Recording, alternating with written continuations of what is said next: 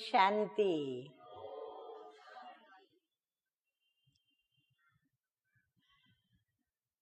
कल्याणकारी शिव बाबा सृष्टि पर अवतरित होकर के और जिस माध्यम को उन्होंने अपने अवतरण के लिए निमित्त बनाया, जिसको प्रजापिता ब्रह्मा नाम भी दिया शिव बाबा ने, और फिर हम सभी बच्चों को ईश्वरीय सत्य ज्ञान का प्रकाश दिया और सहज राजयोग सिखाया। क्योंकि मीठे मीठे शिव बाबा हम पतित बनी हुई आत्माओं को पावन बनाना चाहते हैं। क्योंकि शिव बाबा पावन दुनिया की स्थापना कर रहे हैं, तो पावन दुनिया के अंदर सभी पावन बच्चे चाहिए। तो इसीलिए पतित पावन शिव बाबा हम आत्माओं को ईश्वरीय ज्ञान और सहज राजयोग की शिक्षा के द्वारा हमारे जो पतित संस्कार हैं, पतित स्वभाव हैं, हमारी जो विषयी विकारी या देह अभिमान के वश जो हमारी चाल है, चलन है, बोल है, या हमारा अन्य आत्माओं के प्रति सोचना है, उनके प्रति अपने मन से अंदाज लगाना है, जो भी बातें हैं, जिन बातों के कारण हमारे भी पाप कर्म होते हैं, बनते हैं, और अन्य आत्माओं को भी हम दुख पहुंचाकर और पाप कर्म और बढ़ाते हैं, और वो आत्माएं भी दुखी होती हैं। इसलिए मीठे मीठे हम सभी के जीवन को श्रेष्ठ बनाने वाले, दिव्य बनाने वाले परम पिता परमात्मा शिव ज्योति बिंदु, जो कि हम आत्माओं के अर्थात हम इस देह में जो ज्योति स्वरूप आत्माएं हैं, उन आत्माओं के परम प्रिय परम पिता परमात्मा हमें शक्तियां दे रहे हैं। और उसके लिए हम बच्चों को जो एक प्रश्न मन में उठता रहता कि हमने ज्ञान तो सुना, हमने योग भी सीखा, परंतु हमें कर्म करने का जो ज्ञान मिला कि ऐसी चाल चलो, ऐसी चलन चलो, ऐसे चरित्रवान बनो, ऐसे अपना स्वभाव बेहद का मीठा बनाओ या बाप समान बनाओ, तो अंदर में आता है कि बाप समान कैसे बने। शिव बाबा तो निराकार है, वो तो दिखाई भी नहीं पड़ते, फिर हम कैसे बाप समान बने। तो शिव बाबा ने हमें ब्रह्मा बाबा को निमित्त बनाकर, आदर्श बनाकर हम बच्चों के सामने रखा, और हम बच्चों ने ब्रह्मा बाबा को देख करके और अपनी चाल चलन व्यवहार को परिवर्तन में लाना शुरू किया। क्योंकि ब्रह्मा बाबा ने शिव बाबा को फॉलो किया, तो हमने ब्रह्मा बाप को देखते हुए अपने को चलाया। लेकिन जिन्होंने ब्रह्मा बाप को भी नहीं देखा, वो कैसे फॉलो करे। और मीठे मीठे बाप दादा बार बार ज्ञान मुरली के अंदर यही कहते हैं कि बाप समान बनो। तो बाप को फॉलो करो। अब बाप को फॉलो करना है तो बाप सामने तो है नहीं, तो कैसे फॉलो करें? तो कईयों को यह प्रश्न अंदर में एक उलझन पैदा करता है, और फिर जितना उनकी समझ में आता है या फिर जो भी वरिष्ठ उनके सामने बाप दादा की जो बच्चियां हैं या बच्चे हैं, उनमें से जो उन्हें अच्छे लगते हैं, जिनके अंदर उनको गुणों की विशेषताएं या गुणों की एक अधिक मात्रा दिखाई पड़ती है या कोई अन्य विशेषताएं नजर आती हैं, या वो व्यक्ति मन को भा जाती है, तो उसी को देखते हुए और अपनी चाल चलन और व्यवहार करते हैं। परंतु यह भी एक हकीकत है कि जो भी ब्राह्मण आत्माएं हैं, ना ही वो संपूर्ण है, ना ही वो संपन्न है। तो फॉलो कैसे करें ब्रह्मा बाप को, और उसके लिए हम क्या करें? तो जगत में आप देखेंगे तो फॉलो सिर्फ कोई व्यक्ति दिखाई पड़े तभी हम उसको फॉलो कर सके, ऐसा नहीं है। इस विश्व के अंदर कई देवात्माएं आई, कई महान आत्माएं आई, और ये सभी आकर के चले गए। कई धर्मात्माएं भी आए, उन्होंने भी आकर के अपने धर्म को स्थापन किया और उन्होंने धर्म के अनुरूप श्रेष्ठ कर्म किए और वह भी चले गए। ऐसे कई महान आत्माएं भी, आदर्श आत्माएं भी इस संसार में आई और वे भी चली गई। परंतु हम आज तक देखते हैं कि हर देवात्मा के अपने भक्त हैं जो उनको स्मृति में रखते हुए और जीवन के पाप पुण्य के खाते को संतुलन में लाते चलते हैं। कई महान आत्माएं हैं, पुण्यात्माएं हैं, जिनको स्मृति में रखते हुए और उनकी जो भी बातें उन्होंने स्वयं अपनी नजरों से जो देखी, उनको याद रखते हुए और अपने जीवन को चलाते हैं और जीवन के अंदर कर्मों का बैलेंस करते हैं। उसी प्रकार धर्मात्माओं ने भी जो धर्म स्थापन किया, जिसने उस धर्म स्थापक को देखा और उस धर्म स्थापक के अनन्य फॉलोअर्स रहे, उनको देखते हुए अनेक आत्माओं ने उनके धर्म का पालन किया और उस धर्म के अनुरूप जो उनको धर्मात्माओं की शिक्षाएं मिली, उनको उन्होंने जीवन में लाया। कहने का मतलब यही है कि हम किसी की जीवन गाथा को या जीवन कहानी को या जीवन कथा को या आत्म कथा को सुनकर के भी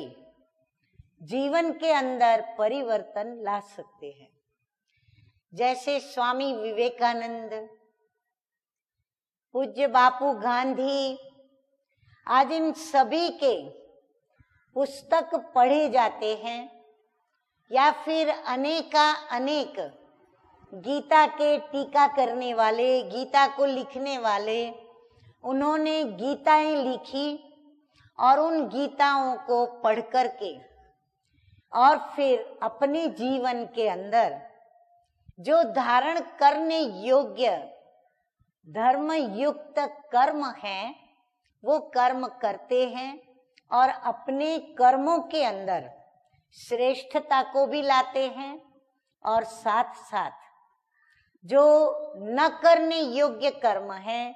कनिष्ठ कर्म है, उन कर्मों को करना छोड़ देते हैं। तो हम किसी की जीवन कहानी, जीवन कथा या आत्मकथा को सुनकर के भी उसको हम फॉलो कर सकते हैं। तो परमपिता परमात्मा शिव ने प्रजापिता ब्रह्मा के तन में अवतरित होकर के और उसको माध्यम बनाकर, उसको निमित्त बनाकर, प्रभु ने जो भी अपने गुण थे उन गुणों का, जो भी ईश्वर के अंदर सर्वशक्तिमान में जो भी शक्तियां थी, वो सारी शक्तियों का, गुणों का और जो कुछ भी खजाना जीवन के लिए आवश्यक है, सुख है, शांति है, निर्विकारिता है, निरहंकारिता है, शांत सरल स्वभाव है, निर्दोष भोलापन है, जो भी नई दुनिया के लिए हमें रचनात्मक कार्य करना है, वो रचनात्मक वृत्ति है, मन है, बुद्धि है, जिसके स्वभाव बड़े सरल है, बुद्धि बड़ी विशेषताओं से भरी हुई, वृत्ति के अंदर भी रूहानियत भरी हुई, और फिर उस शरीर की प्रत्येक कर्मेंद्रियों के द्वारा वह कर्म हुए जिन कर्मों के अंदर एक ऐसी अद्भुत जादू भरी आकर्षण रही कि ब्रह्मा बाप के नैनों को क्या देखा, आत्मा को यह महसूस होता था कि हमने अपने रूहानी बेहद के बाबा को देखा, अपने परम प्रिय परम पिता परमात्मा को ही देख लिया। ब्रह्मा बाबा कोई परमात्मा नहीं थे, ना है, ना ही वो ईश्वर हैं, ना वो प्रभु हैं, ना ही वो गुरुनाम गुरु सतगुरु हैं। वह तो एक परम प्रिय परम पिता शिव परमात्मा के एक साधारण बच्चे, जो कि दादा लेखराज के नाम से थे, परंतु शिव बाबा ने उनमें प्रवेश करके, उनमें अवतरित हो करके और उसके जीवन का परिवर्तन किया और उसे कर्मों की श्रेष्ठ गति अंदर ही अंदर गुप्त में ज्ञान के प्रकाश के द्वारा शक्तियां भरी, गुण भरे, जो भी सृष्टि चक्र के आदि मध्य अंत का राज था, रहस्य था, वो सब उनके अंदर भरा और उनको श्रेष्ठ दिव्य कर्म वो करने सिखलाए जिस दुनिया की स्थापना स्वयं परमपिता परमात्मा करने के लिए सृष्टि पर आए हुए हैं। क्योंकि उन्हें सिर्फ एक ब्रह्मा को ही देवता नहीं बनाना है, परंतु उनको तो पूरी एक नई दुनिया स्थापन करनी है। दुनिया का मतलब ये हुआ कि उसमें बहुत सारी जनसंख्या भी हो और उस जनसंख्या के ऊपर एक मालिक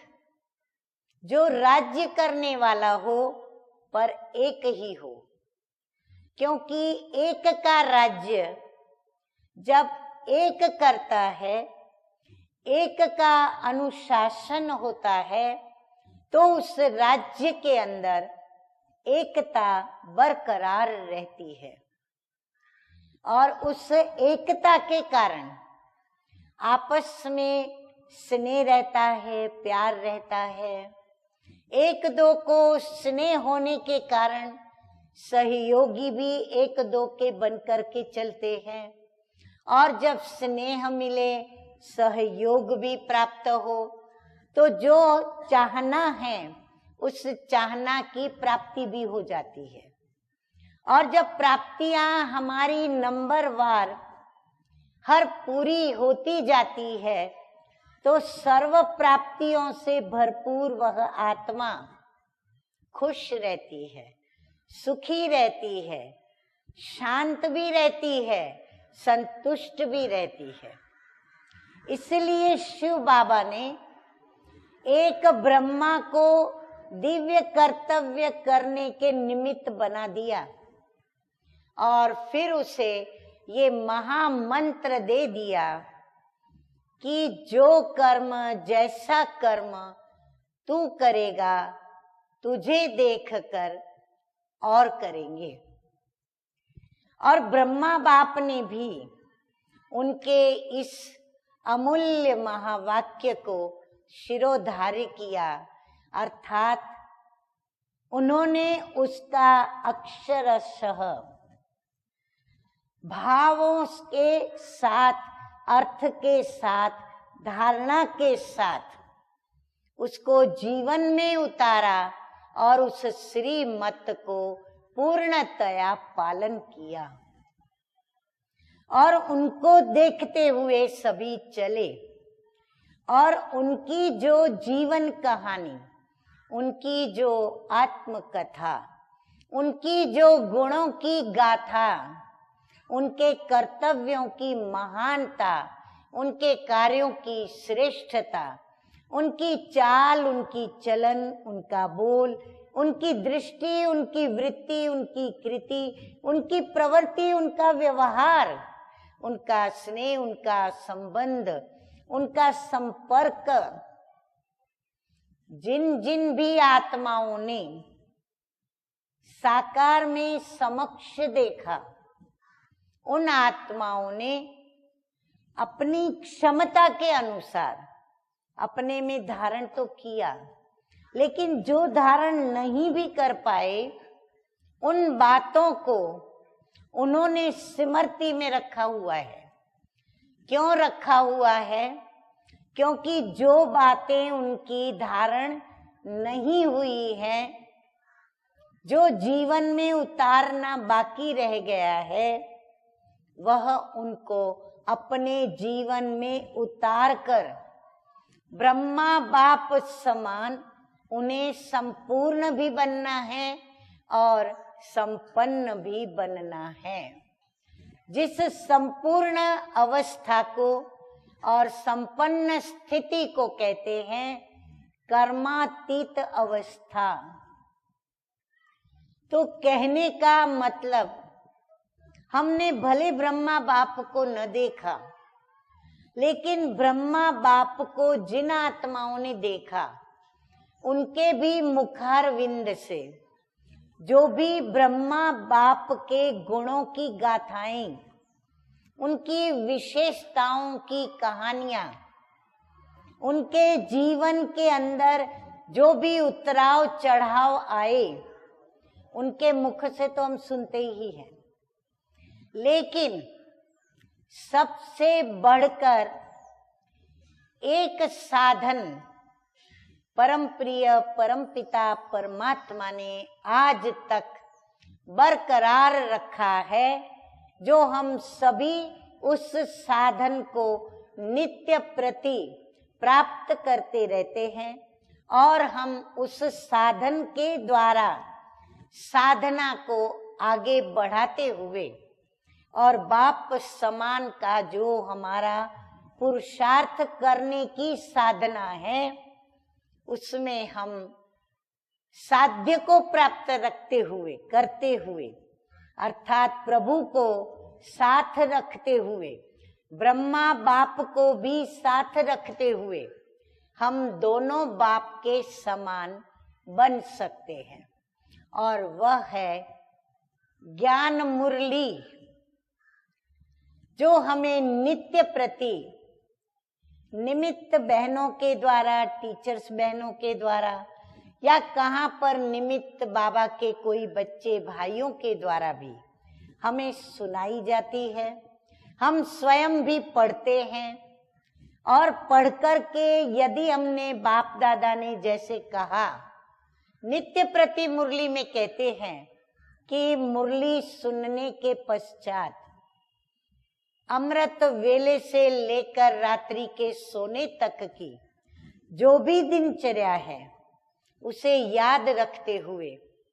हम विचार सागर मंथन समय प्रति समय करें। अमृत वेले उठकर विशेष बाप से शक्तियां भरें, बाप से वरदानों को लेने का, प्राप्त करने का वह समय है। हम उस समय उन वरदानों से अपनी झोली भरें और फिर हम बाप समान जो भी हमें धारण करना है हम उन मुरलियों से धारण करें, क्योंकि ज्ञान मुरली के अंदर प्रजापिता ब्रह्मा बाबा ने अपने अनेक पुरुषार्थ के अनुभव भी सुनाए हैं कि मैं कैसे बाबा को याद करता हूँ, कैसे मैं बाबा को बार बार भूल जाता था या भूल जाता हूँ, और कैसे मैं स्वयं को बाबा की याद दिलाता हूँ, कैसे मैं बाबा को अपने साथ रखता हूँ, पास रखता हूँ। बाबा कैसे आता है और जाता है। मैं भी बाबा से मुरली चलाना सीखता हूँ, मैं भी बाप समान मुरली चलाता हूँ। और ब्रह्मा बाप फिर जैसे शिव बाबा कहते गए वैसे वो करते गए। यह भी निर्देश ब्रह्मा बाबा ने अपनी स्वमुख से शिव बाबा के साथ उच्चारी हुई मुरलियों के द्वारा हम बच्चों को सुनाते ही रहते हैं। हर अनुभव बाबा ने बताया। और बाबा की अमृत वेले 2 बजे से लेकर के जो दिनचर्या चली, उस दिनचर्या को मीठे मीठे बाप दादा ने हम बच्चों को भी सुनाई कि मैं कैसे अमृत वेले उठकर बाबा को याद करता हूँ, विचार सागर मंथन करता हूँ और बाबा से कैसे बातें करता हूँ और हमें भी कैसे बातें करनी चाहिए, वह भी बाबा ने हमें मुरलियों के द्वारा सिखलाया है। तो हम मुरलियों के द्वारा बहुत कुछ समझ सकते हैं, बहुत कुछ ब्रह्मा बाबा के जीवन के अनेक पहलुओं को देख सकते हैं, अनेक राजों को जान सकते हैं, अनेक रहस्यों को, अनेक कर्मों की गति के गुह्य ज्ञान को हम अंदर ही अंदर महसूस भी कर सकते हैं। इसलिए हमें मुरली के ऊपर अति ध्यान देना आवश्यक है। हम मुरली रोज पढ़ें, नित्य पढ़ें, देही अभिमानी होकर के पढ़ें। मुरली किसकी है,